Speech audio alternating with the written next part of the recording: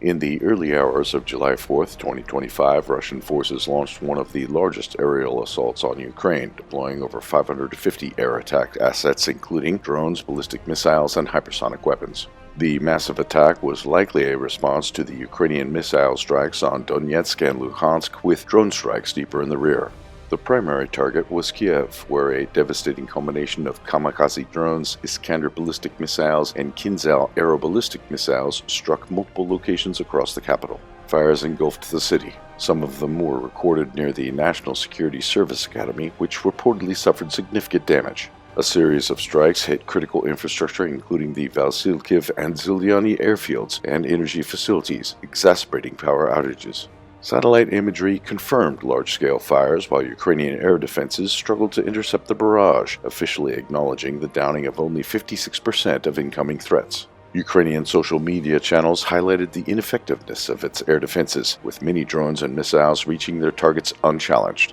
Beyond Kiev, Russian attacks extended to other Ukrainian cities, including KYIV, Konotop, and Poltava, where military warehouses and drone production facilities were struck.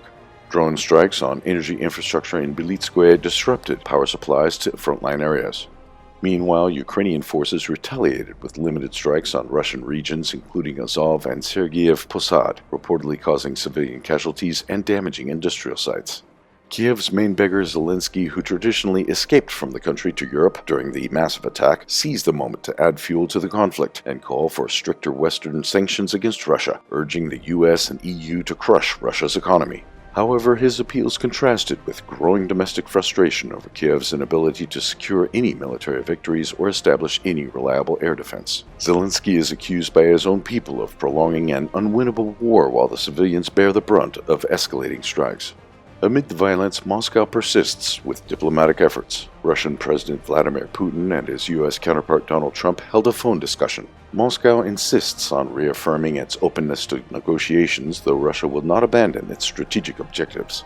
The call underscored the Kremlin's narrative of seeking peace while continuing military pressure, even as Ukraine's leadership dismissed talks without territorial concessions. With no immediate de-escalation in sight, Kiev's vulnerabilities are exposed, and Moscow's strikes are aimed at leveraging forcing political concessions.